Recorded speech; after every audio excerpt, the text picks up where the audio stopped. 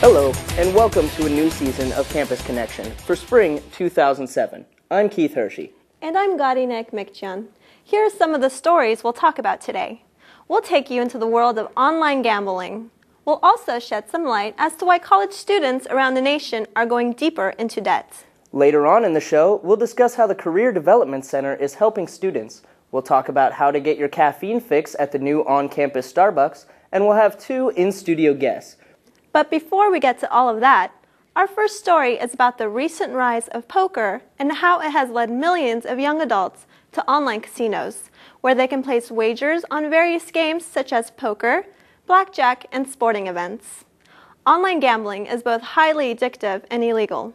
Here's Joey Young with more on the story. While widely considered socially acceptable, the government sees online gambling as criminal activity, citing concerns with compulsive and underage gambling.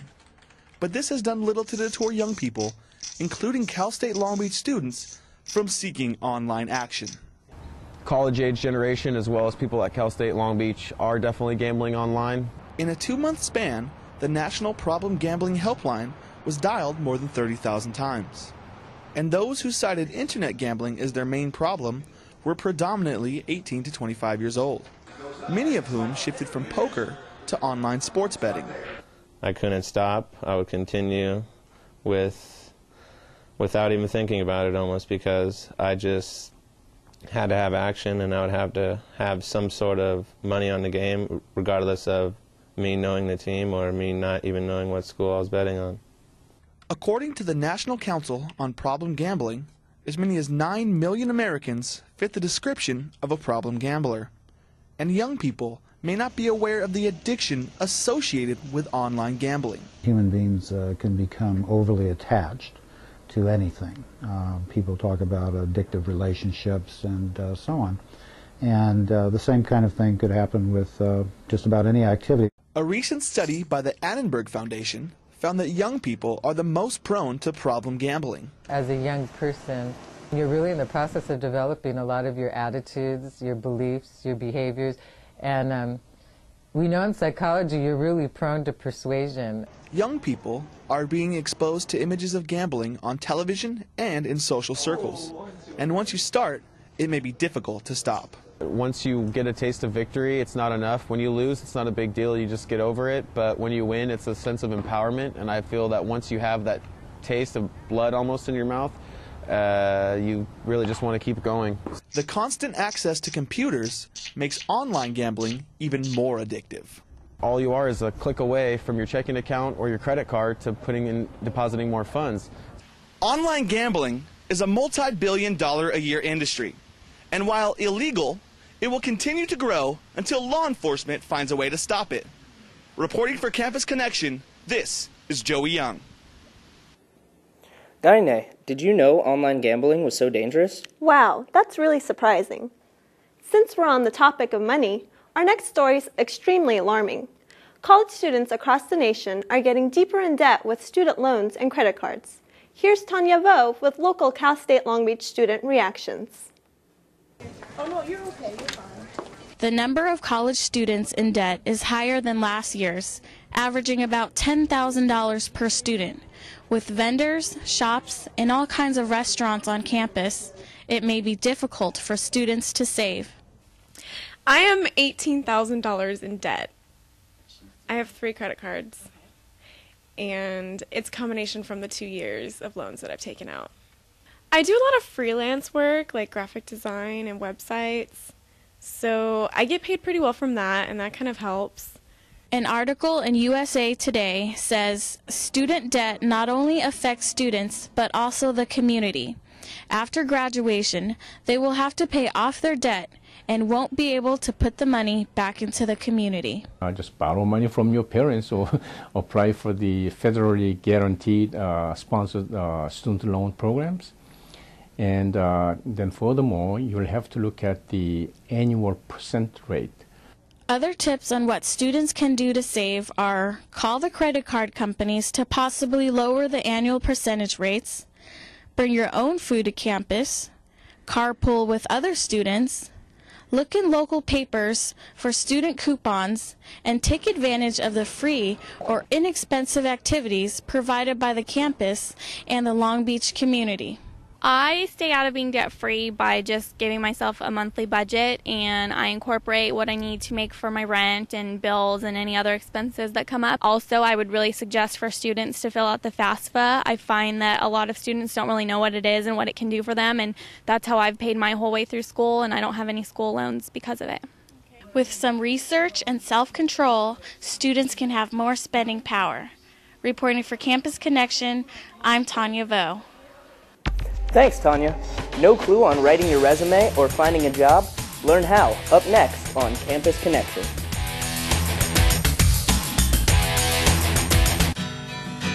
How far would you go to help someone? Would you go to the end of your driveway? Would you cross a street? Would you cross an ocean?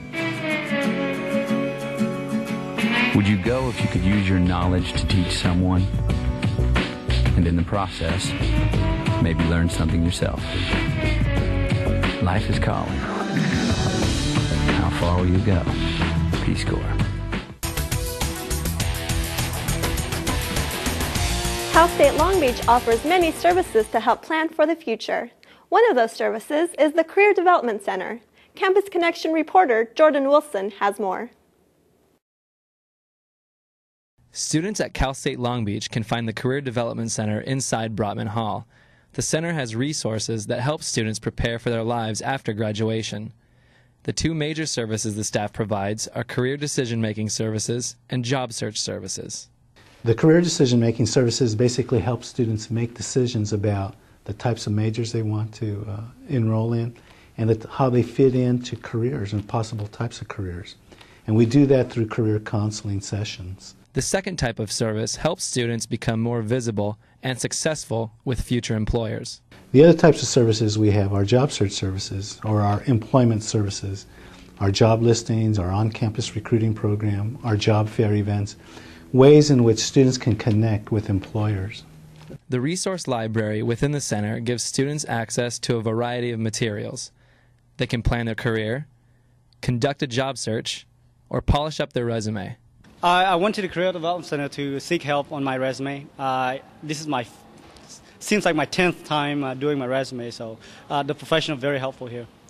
Some students are beginning to find out that planning for the life ahead of them is serious business and may take a lot of time. Well, they told me that it's going to be the process in picking a major / career is going to be kind of a long process. And to make sure that process goes smoothly, students are urged to come in for counseling as soon as they are enrolled.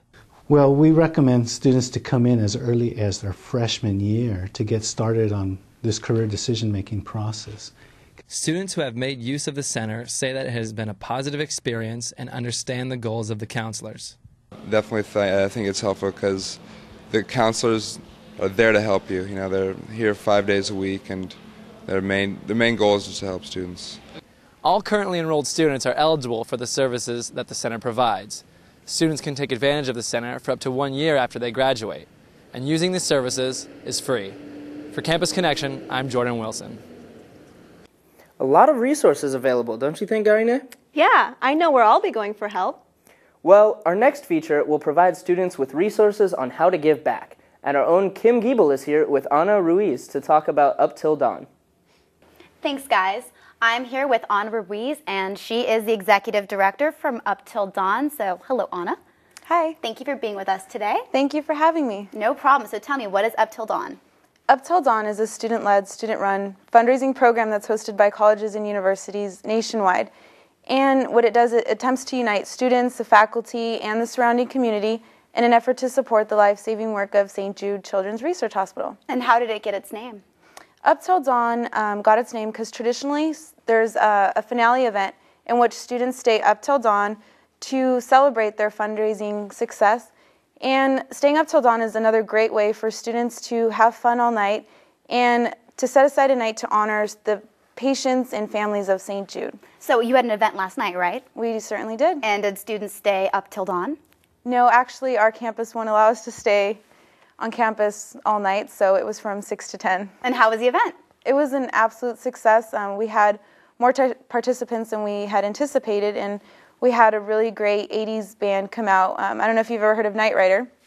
They're pretty popular in Long Beach, and so that was pretty cool to get them to come to our event. They kind of rocked our show. So what happens at these events? How do students raise money for St. Jude? The backbone to our fundraising is actually our letter writing campaign, and basically students compile a list of 50 names and addresses of people that they actually know, and St. Jude at the event provides them with 50 pre-printed donation request letters, and students basically just send these letters to their friends and family, and then their families receive the letters. And so it's not spam mail. Yes, they see that it's from someone they actually know, and people that you actually know are more likely to support you in your endeavors, so this is why it's such a success. And how often do you guys have fundraisers? Most schools have one big letter writing campaign. However, since we're new to Cal State Long Beach, we had 2 letter writing campaigns, one in November and one yesterday. Okay, and then how does somebody get involved in raising money for St. Jude with Up Till Dawn? Our campus, we do a lot of PR. We have a lot of posters up, and right before the event, we kind of let everyone know about the event, and they email us, and we have registration forms available before the event. So that's kind of how we try and promote it. Great, and then how would you like to see this program grow on campus? I would like to see it become twice as large. I would like everyone to become involved in it. We have one of the largest schools in the CSU system with over 35,000 students, so we have great potential, and we have excellent resources on campus, and Chico State is able to raise almost $200,000 for the hospital. So I'd like to see it become just as big, because I think we have the potential to do it. Well, congratulations on your event last night. I hope it turned out really well. Thank you so much for being with us. Thank you for having me. All right, and now we're going to see the hottest new places on campus for coffee when we come back. For me, it's giving the best of myself. For me, it's the professional team environment and the mutual respect that I share with my colleagues. For me, it's providing my patients with the best and safest care possible. For me, it's having the latest in healthcare technologies and the privilege of providing the best healthcare to America's veterans. We are the nurses of VA. VAcareers.com, a career in caring. Thanks for a great interview, Kim. Up next, something every college student needs for those late-night study sessions. Starting this semester, Cal State Long Beach students have a new choice when it comes to coffee. However, students are having mixed feelings. Here is Chris Mathiasen with more. It's the drink of choice for students of Cal State Long Beach, and the start of this semester marked the beginning of a new era in coffee at the beach. Starbucks Corporation, which had over 8,000 restaurants in 2006, has opened a new restaurant in the library on campus and attracted some serious coffee buffs. I drink coffee every day. I prefer Starbucks. I will drive distances, long distances, to have it. And I get a double tall soy latte with no foam. And if there's foam, I'll make them scoop it off. Still, even with the excitement of the new opening, some beach students are staying away, instead choosing to drink at the Coffee Bean and Tea Leaf, the coffee shop that has been open on campus since 2000. I choose Coffee Bean instead of Starbucks because I think it's a better company. It's smaller. I don't really know a lot about the different companies, honestly, but I like to choose a smaller company rather than a huge company that seems to be taking over every corner. Thus far, Starbucks officials say business has been very good at the new restaurant, helped in part by the location and the nature of college students in general. Everybody obviously studies and comes to the library to study.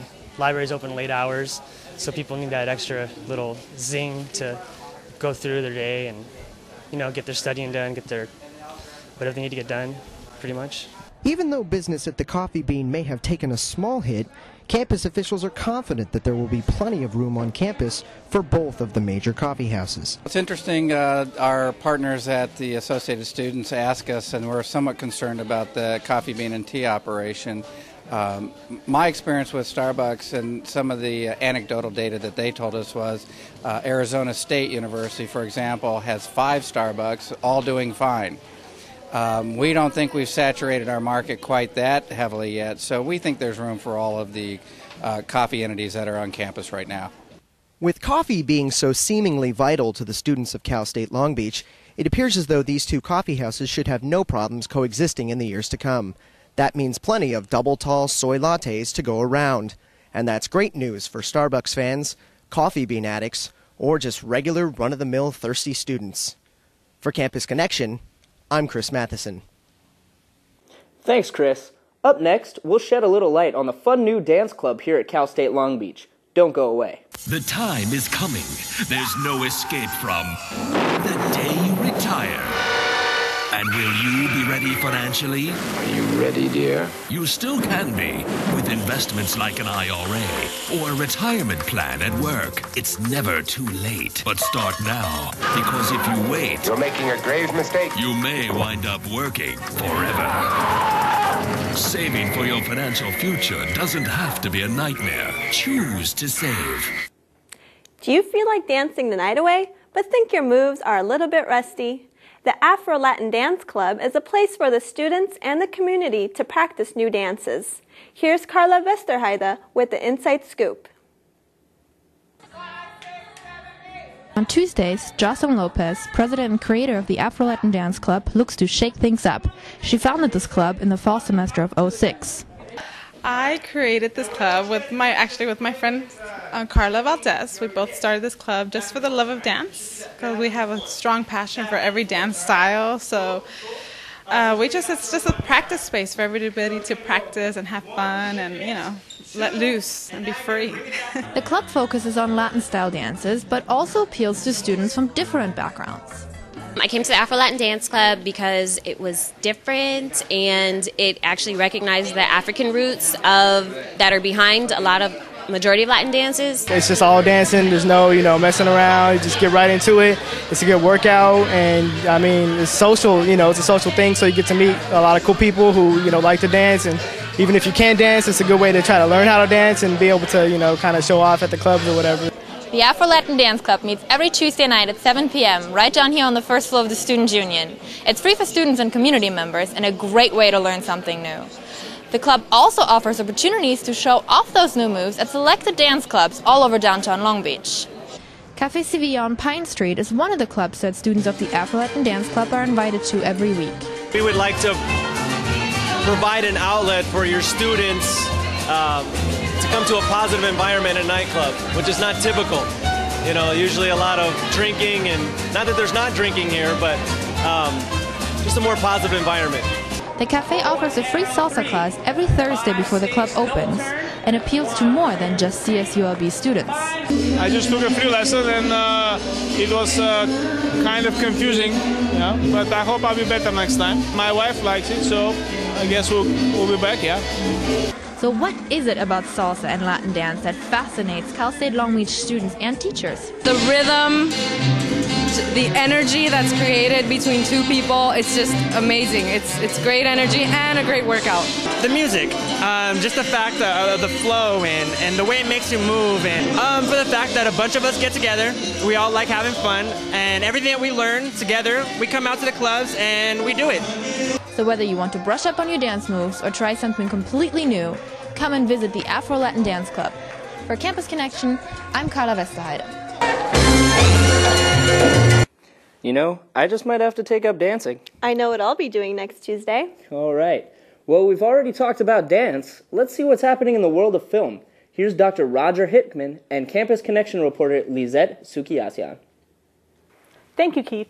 Joining me today is Dr. Roger Hickman, Professor of Music and Film here at Cal State Long Beach. Thank you for joining me, Dr. Hickman. It's my pleasure. What was the first film that attracted you, that grew your passion for film?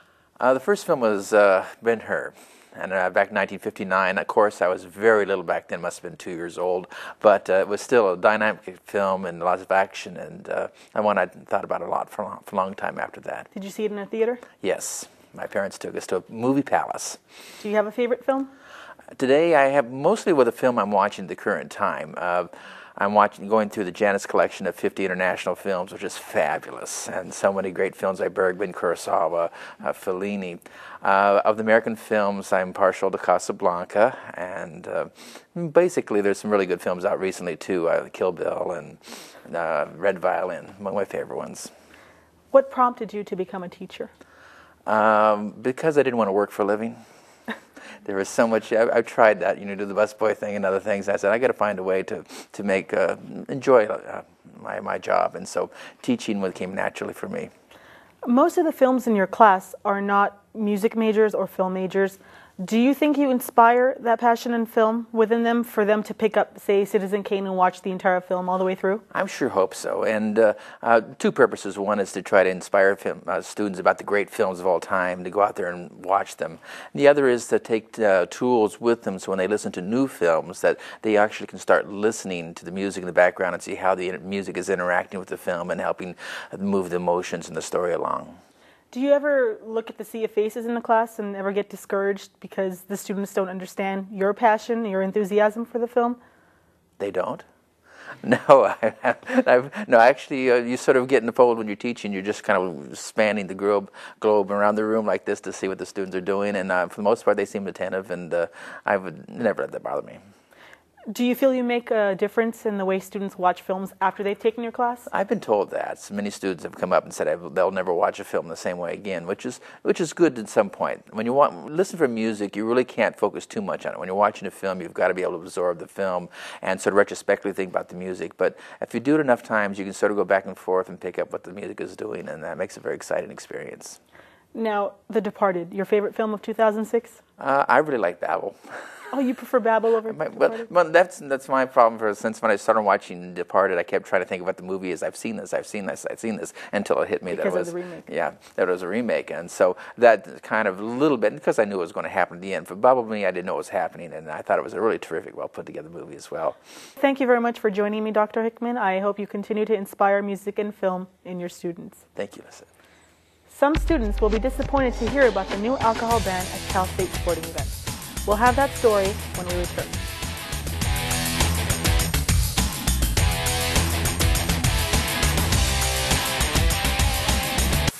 I remember when it first hit me.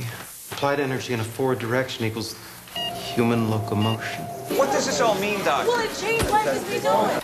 I thought, wow, this concept might actually change the way we get from point A to point B. I felt like Einstein inventing the telephone. I give you the human foot.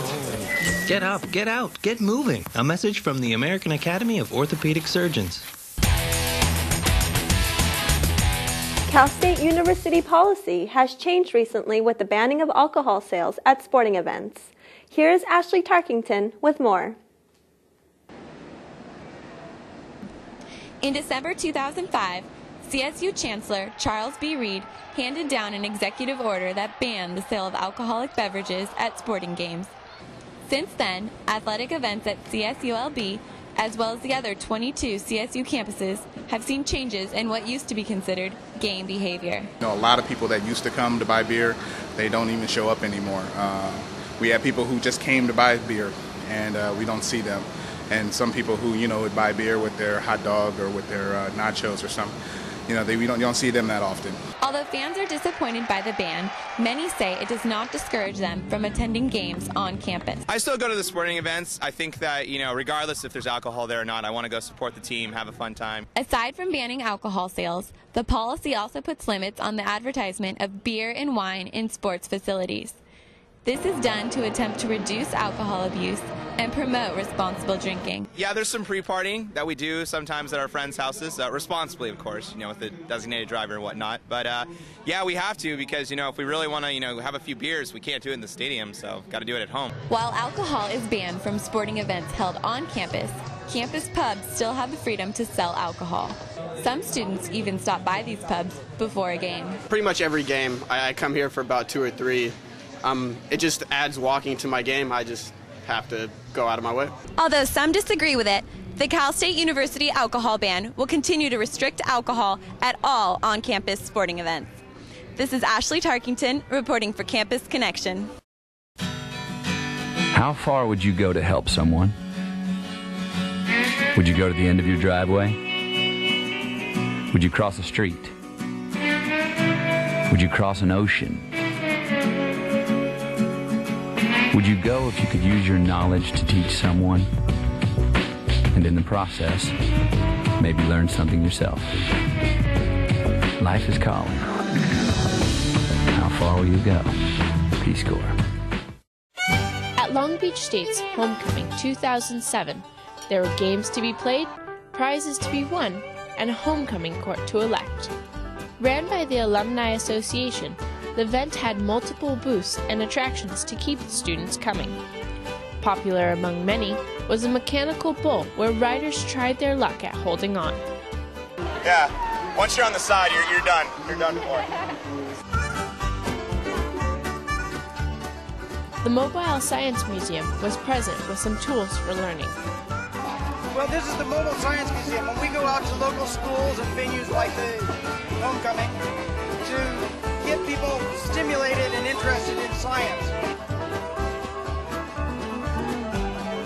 A watermelon eating contest got the crowd cheering for the fastest chewer, a band played country western music to keep the mood, and the cheer squad and dance team brought out the school spirit in the onlookers.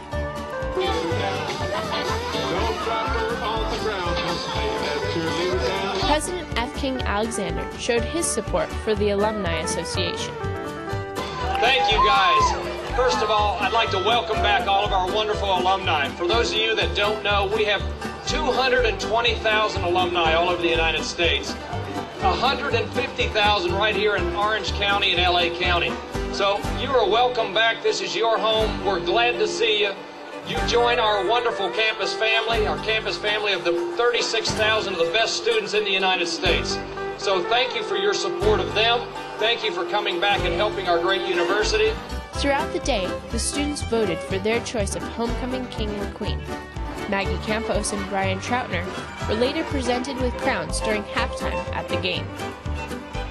At 4 o'clock, breakdown began, and people filed into the Walter Pyramid for the men's basketball game, where Long Beach took on UC Davis. With one of the larger crowds in attendance, Long Beach finished off a good day with a win and the title of Big West champions.